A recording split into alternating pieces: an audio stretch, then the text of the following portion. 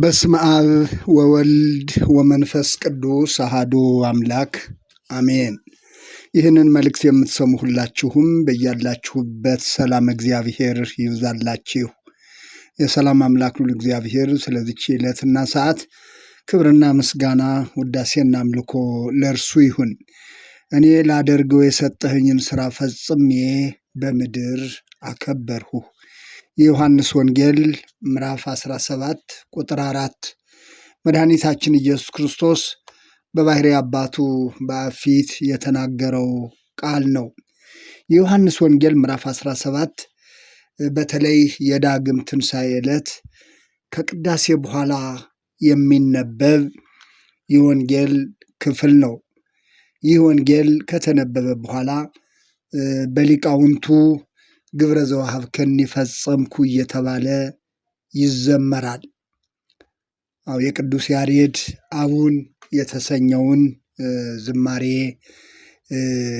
መነሻ በማድረግ በዚህ በተነበበው የቅዱስ ወንጌል መሰረትነት የሰጠኸኝን ሥራ ፈጽሜ በምድር አከበርሁህ እየተባለ የሚዘመር አጠቃላይ ምዕራፉ ከቅዳሴ በኋላ ይነበብና መድኃኒታችን ኢየሱስ ክርስቶስ በምድር የሰራውን ሥራ ሁሉ ፈጽሞ የባሕርይ አባቱ እግዚአብሔር አብን እንዳከበረ የሚነገርበት የወንጌል ክፍል ነው። ከወንጌሉ የተወሰነውን ክፍል አነበዋለሁኝ። የዮሐንስ ወንጌል ምዕራፍ 17 ከቁጥር 1 ጀምሮ እንደዚህ ይላል። ኢየሱስም ይህን ተናግሮ ወደ ሰማይ ዓይኖቹን አነሳና እንዲህ አለ። አባት ሆይ ሰዓቱ ደርሷል።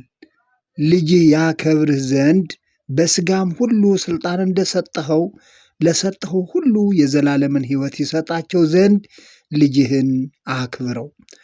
እውነተኛ አምላክ ብቻ የሆንህ አንተን የላከውንም ኢየሱስ ክርስቶስን ያውቁ ዘንድ ይህች የዘላለም ሕይወት ናት። እኔ ላደርገው የሰጠኸኝን ሥራ ፈጽሜ በምድር አከበርሁህ። አሁንም አባት ሆይ ዓለም ሳይፈጠር በአንተ ዘንድ በነበረኝ ክብር አንተ በራስህ ዘንድ አክብረኝ። ከዓለም ለሰጠኸኝ ሰዎች ስምህን ገለጥሁላቸው። ያንተ ነበሩ፣ ለእኔም ሰጠሃቸው፣ ቃልህንም ጠብቀዋል። የሰጠኸኝ ሁሉ ከአንተ ዘንድ እንደሆነ አሁን ያውቃሉ። የሰጠኸኝን ቃል ሰጥቻቸዋለሁና እነርሱም ተቀበሉት። ከአንተም ዘንድ እንደወጣሁ በእውነት አወቁ። አንተም እንደላከኝ አመኑ። እኔ ስለ እነዚህ እለምናለሁ፣ ስለ ዓለም አልለምንም፣ ስለሰጠኸኝ እንጂ ያንተ ናቸውና እያለ ክፍሉ ይቀጥላል። እንግዲህ የዮሐንስ ወንጌል ምዕራፍ 17 መድኃኒታችን ኢየሱስ ክርስቶስ ወደ ዓለም የመጣበትን ሥራ ፈጽሞ የባሕርይ አባቱ እግዚአብሔር አብን እንዳከበረ በተለይ ሙሉ ምዕራፉን ስናነበው መድኃኒታችን ኢየሱስ ክርስቶስ እኔ ላደርገው የሰጠኸኝን ሥራ ፈጽሜ በምድር አከበርሁ፣ ለሰጠኸኝ ሰዎች ስምህን ገለጥሁላቸው፣ የሰጠኸኝን ቃል ሰጥቻቸዋለሁ፣ እኔ ወደ አንተ እመጣለሁ፣ የሰጠኸኝን እንደኛ አንድ እንዲሆኑ በስምህ ጠብቃቸው፣ ከክፉ ጠብቃቸው፣ በእውነት ቀድሳቸው የሚሉት በዚህ ወንጌል ውስጥ ስለ ደቀ መዛሙርቱና አጠቃላይ ስለ ቤተ ክርስቲያን መድኃኒታችን ኢየሱስ ክርስቶስ የሰራውን ሥራ ሁሉ በምድር የቆየበትን ሥራ ሁሉ ፈጽሞ በባሕርይ አባቱ በእግዚአብሔር ፊት በጸሎት በምስጋና የቀረበበት ይልቁንም ደግሞ ስለ ደቀ መዛሙርቱና ስለ ቤተ ክርስቲያንም ያቀረበውን ምልጃ የሚያስረዳ ነው። እንግዲህ እግዚአብሔር ወልድ በሥጋ ተገልጦ ለሰው ልጆች ድህነት የሰራውን ሥራ ሁሉ ፈጽሞ የባሕርይ አባቱ እግዚአብሔር አብን በሥጋው እንዳከበረ እናያለን። ሥጋ እግዚአብሔርን ማክበርና መታዘዝ ተስኖት ነበር። አለመታዘዝ ባስከተለው ውጤት ደግሞ የሰው ልጅ የእግዚአብሔር ጠላት ሆኖ እንደነበር የሚታወቅ ነው። ጌታችን ኢየሱስ ክርስቶስ ግን ስለ ሁላችንም በመታዘዝ የአባቱን ፈቃድ ፈጽሟል። እኔ ላደርገው የሰጠኸኝን ሥራ ፈጽሜ በምድር አከበርሁህ አለ። ይህን ስንል በሥጋ ማለታችን እንጂ በመለኮት አንድ መሆናቸው ይታወቃል። በመለኮት በአገዛዝ በስልጣን እኩል ናቸው። መለኮት ማለት አገዛዝ ማለት ሲሆን በለበሰው ሥጋ እንጂ ከባሕርይ አባቱ ከእግዚአብሔር ጋር በስልጣን በመለኮት አንድ መሆናቸው የሚታወቅ ነው። በለበሰው ሥጋ ግን የባሕርይ አባቱ እግዚአብሔርን አከበረው። እኛም በሥጋችን እግዚአብሔርን እናከብረው ዘንድ በሥራ አስተማረን ማለት ነው። ብዙዎቻችን እግዚአብሔር የሚከብርበት ሥራ ቀርቶ ለምንድንበት ንስሐ እንኳ ጊዜ አጥተን ዘመናችንን በከንቱ የምናሳልፍ ጥቂት አይደለንም።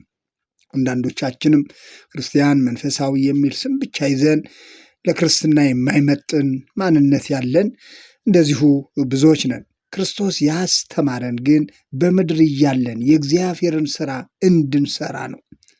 እኔ ላደርገው የሰጠኸኝን ሥራ ፈጽሜ በምድር አከበርሁህ አለ። በዓለማችን ከፈጣሪያቸው በተቀበሉት ፈጣሪያቸው በሰጣቸው በጎ ነገር ለጥፋት የሚፈጥኑ ጥቂቶች አይደሉም። ክርስቶስ ያስተማረን ግን እግዚአብሔር በሰጠን ነገር ሁሉ ለእርሱ ክብር እንድናውለው ነው።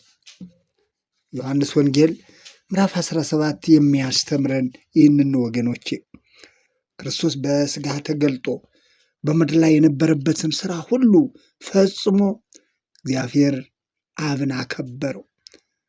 ስለ ደቀ መዛሙርቱና ስለ ቤተ ክርስቲያን ስለ ሁላችንም ደግሞ በዓለም እንጠበቅ ዘንድ የጸለየውን የዮሐንስ ወንጌል ምዕራፍ 17ን እናንተ ማንበብ ትችላላችሁ። ሐዋርያው ቅዱስ ጳውሎስ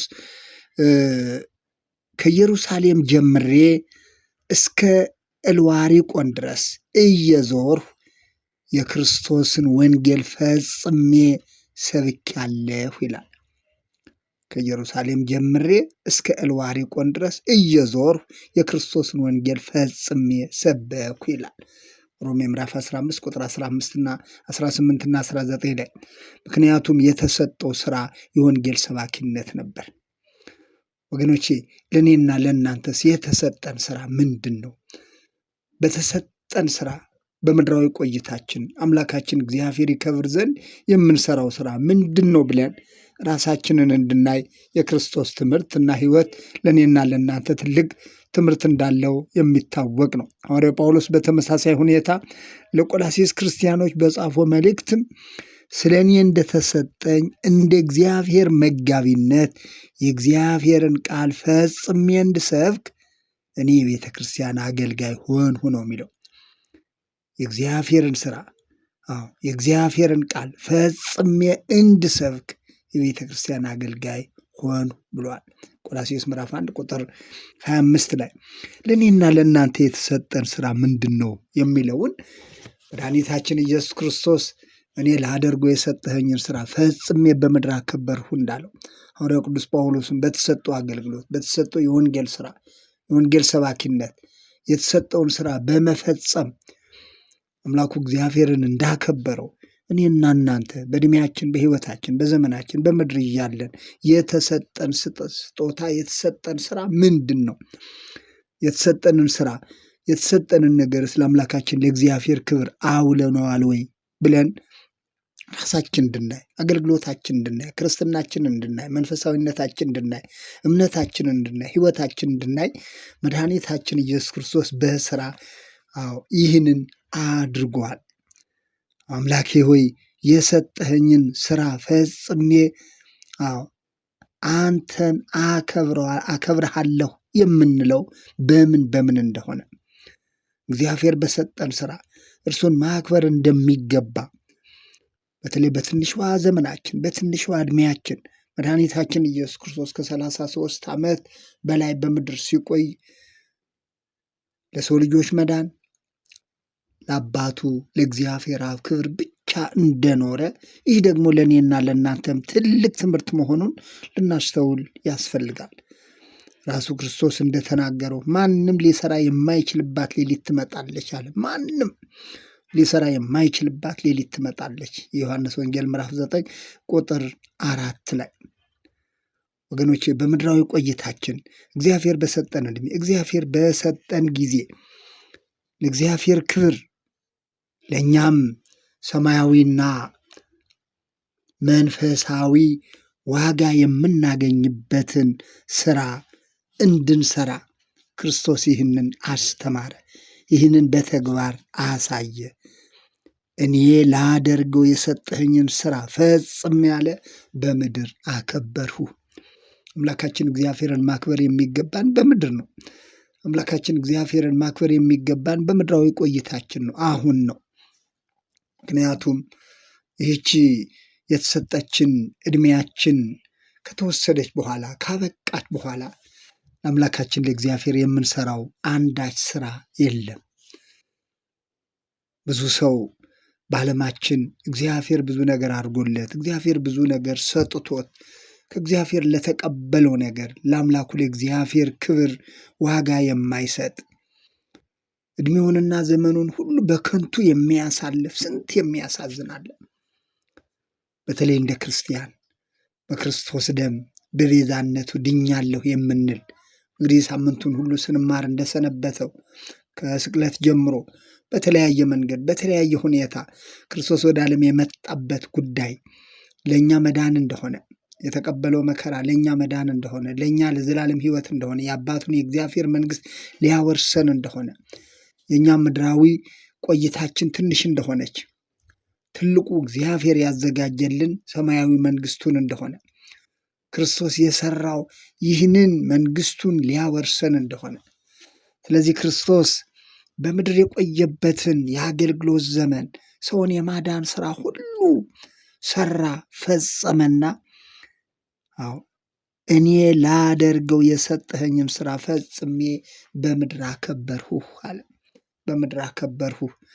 ደግሞም ይህችን ቤተ ክርስቲያን እንዲያገለግሉ የእርሱን ወኪል የእርሱን ውክልና ተቀብለው በምድር ላይ ቤተ ክርስቲያን እንዲያገለግሉ የወከላቸውን ደቀ መዛሙርቱ ደግሞ በፊቱ አቅርቦ በጸሎት ጠብቃቸው በማለት እንደጸለየ ይህ ጸሎት ዛሬም ለቤተ ክርስቲያን ዛሬም ለእያንዳንዳችን እንደሆነ ስለዚህ እርሱ ይህንን ሁሉ ካደረገ እኔ ላደርገው የሰጠኸኝን ሥራ ፈጽሜ በምድር አከበርሁ እንዳለ ቃሉን ደጋግሜ የጠቀስኩት ሁላችንም በልባችን እንድናስቀምጠው ፈልጌ ነው። ክርስቶስ ይህንን ሲል እኔና እናንተም አምላካችን እግዚአብሔር በሰጠን እንድናደርገው እንድንሰራው የሰጠንን ሥራ በምድር ፈጽመን አምላካችን እግዚአብሔርን እናከብረው ዘንድ ነው። በሕይወታችን እርሱን ማክበር፣ በስራችን እርሱን ማክበር፣ በኑሯችን እርሱን ማክበር፣ አገልጋዮችን ብንሆን በአገልግሎታችን እርሱን ማክበር፣ በተለያየ ስራ ላይ ያለንም ብንሆን ምክንያቱም የሰው ልጅ የኔ የሚለው ነገር ስለሌለው ባለው ነገር ሁሉ በምድራዊ ቆይታው አምላኩ እግዚአብሔርን ማክበር እንዳለበት ክርስቶስ ፍጹም አምላክ ሲሆን የእኛን ሥጋ ስለለበሰ ግን በባሕርይ አባቱ በእግዚአብሔር ፊት ይህንን ቃል ተናገረ። እኔ ላደርገው የሰጠኸኝን ሥራ ፈጽሜ አለ በምድር አከበርሁ። እኛም እያንዳንዳችን የተሰጠን ነገር አለ፣ ልናደርገው የሚገባን ብዙ ነገር አለ። በዛ በተሰጠን ነገር አምላካችን እግዚአብሔርን በምድር እያለን እናከብረው ዘንድ እግዚአብሔር መንፈስ ቅዱስ ሁላችንንም ይርዳን።